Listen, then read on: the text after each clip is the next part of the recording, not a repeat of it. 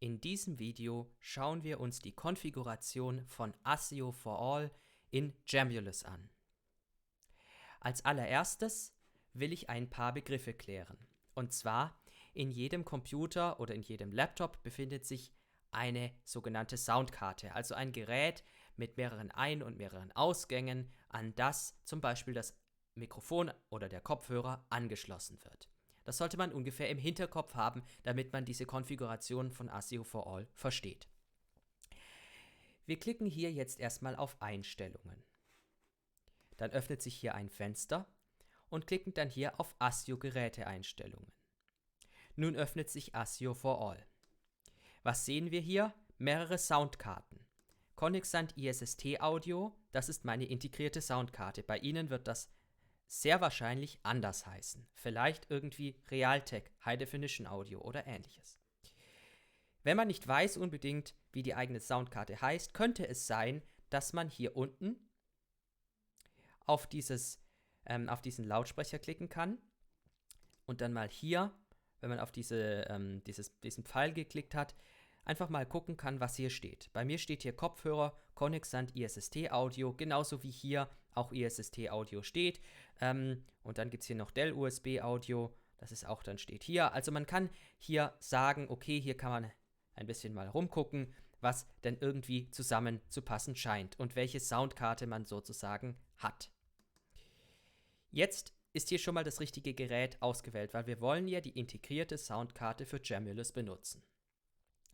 Nun ist es häufig der Fall, dass ASIO for All nicht standardmäßig die richtigen Ein- und Ausgabegeräte auswählt. Also zum Beispiel wird mein Kopfhörer zwar ausgewählt als Ausgabegerät, aber nicht das Mikrofon meines Kopfhörers, sondern das Mikrofon des Computers, und das ist bei mir relativ rauschig, deswegen will ich das nicht verwenden. Oder es wird standardmäßig irgendwie ein anderes Gerät ausgewählt, das ich gar nicht verwenden will und das sogar die Ausgabe und die Eingabe für Jamulus blockiert. Deswegen ist es sehr wichtig, in ASIO for All die richtigen Ein- und Ausgabegeräte einzustellen. Bei mir war das standardmäßig schon der Fall, deswegen musste ich nichts verändern. Trotzdem werde ich mit Ihnen dieses nochmal hier durchgehen. Die erweiterte Ansicht erlaubt es, die Ein- und Ausgangsgeräte sozusagen oder Ein- und Ausgänge der Soundkarte zu aktivieren bzw. zu deaktivieren. Es ist wichtig, dass man wirklich nur einen Eingang und einen Ausgang aktiviert. Genauso wichtig ist es, dass man, bevor man Jamulus gestartet hat, auch den Kopfhörer eingesteckt hat, weil sonst wird es hier entsprechend nicht angezeigt. Jetzt gehen wir hier mal durch, was diese einzelnen Gerätschaften hier heißen. Conexant ISST Audio Capture. Es könnte auch sein, dass es bei Ihnen irgendwie Input heißt oder Mikrofon. Also was wird es wohl bedeuten? Naja, es ist ein Eingang. Wenn wir auch hier drüber gehen, etwas warten, sehen wir hier In und ein Mikrofonsymbol, also ist das ein Eingang. Das hier ist genauso ein Eingang. Wieder Capture, und man sieht, leider heißen beide Eingänge, beide Mikrofone gleich. Was ist der Hintergrund hier? Ich habe zwei Mikrofone, und zwar einmal das Mikrofon meines Computers und einmal das Mikrofon meines Kopfhörers. Und dann muss man hier halt entsprechend probieren, welches das Richtige ist und welches besser klingt. Dann sieht man hier Conexant ISST Audio Headphone.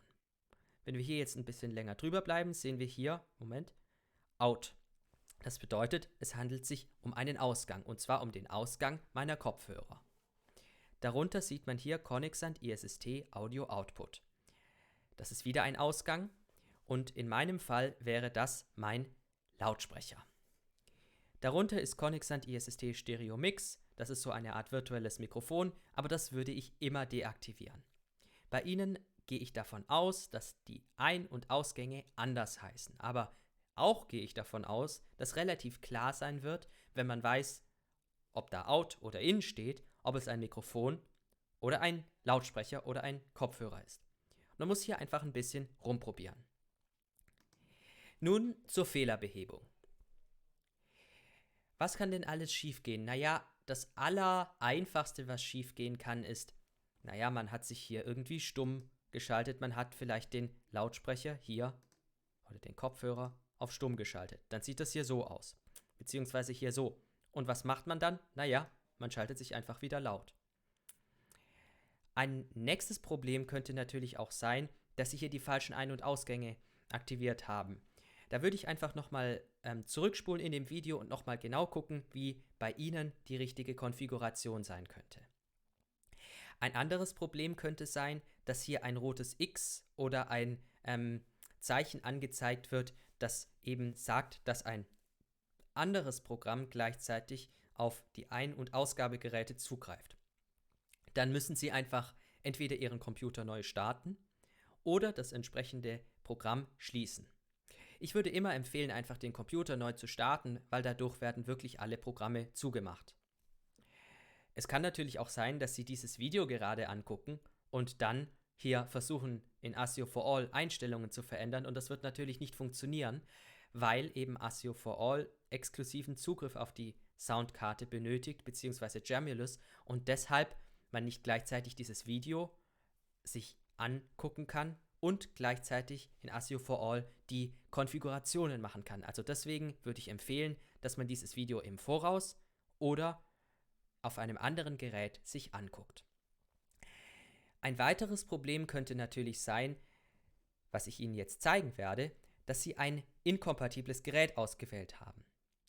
Wenn ich hier jetzt zum Beispiel mal dieses JBL Flip 2 Hands Free und so weiter auswähle, dann ziehe ich hier Out 1x 8 KHZ 16 Bits. Was bedeutet das? Naja, das hier wäre ein Ausgang, nur ein Ausgang, und der unterstützt 8 kHz Sample Rate.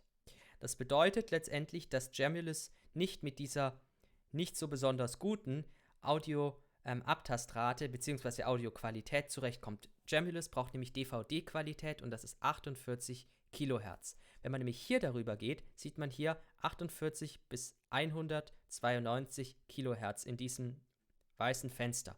Und 48 kHz, das ist eigentlich die Qualität, die Jamulus braucht. Wenn aber hier dieses Gerät nur 8 kHz unterstützt, dann wird das nicht funktionieren. Was passiert, wenn ich das hier aktiviere und das hier deaktiviere?